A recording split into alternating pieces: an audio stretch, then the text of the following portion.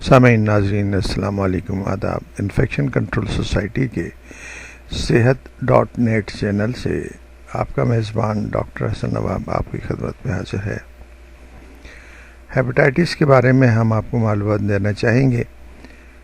اس کے بارے میں ہم نے یہ معلومات جو حاصل کی ہے وہ BBC کے سائنس سیکشن کے ایک مضمون جس میں بتایا گیا ہے کہ ہیپاٹائٹس سے اموات کی تعداد TB یا ایڈز سے برابر ہو چکی ہیں۔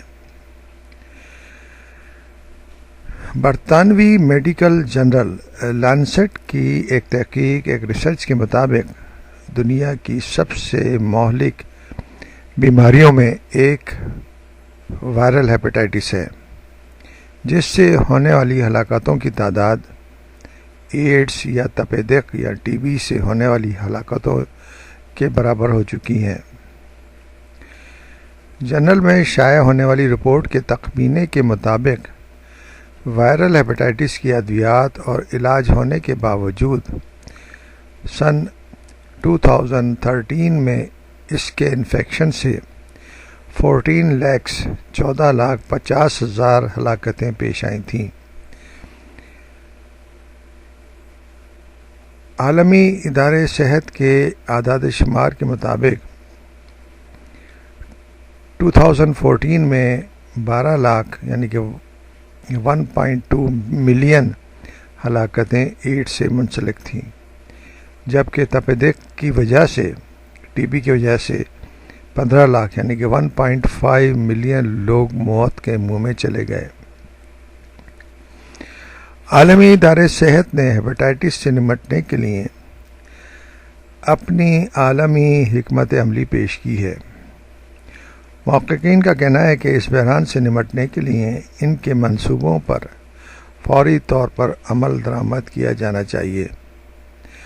وائرل ہیپاٹائٹس میں 5 مختلف اقسام کے وائرس ہیں، جنہیں A، B، C، D اور E سے جانا جاتا ہے۔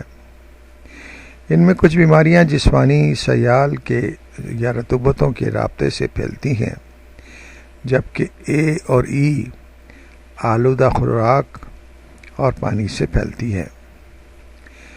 دنیا میں ہونے والی بیشتر ہلاکتیں ہیپاٹائٹس B اور C کی وجہ سے ہوتی ہیں، جو جگر کو شدید نقصان پہنچاتی ہے اور جگر کے سرطان کی وجہ بھی بنتی ہے۔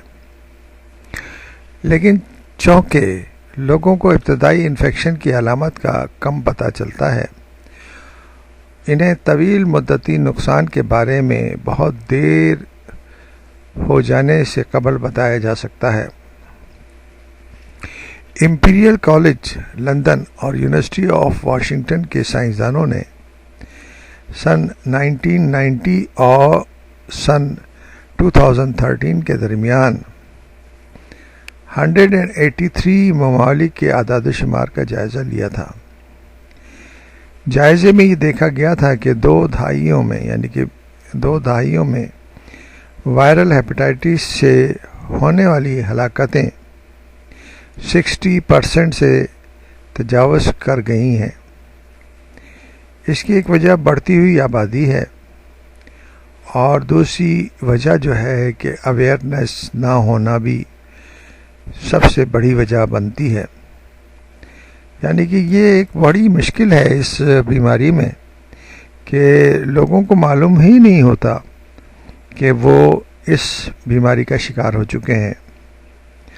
دوسری جانب تپ دق اور ملیریا سے ہونے والی ہلاکتوں کی تعداد میں کمی آئی ہے، لیکن ہیپاٹائٹس کی وجہ سے ہلاک ہونے والوں کی تعداد میں بڑھوتری آئی ہے۔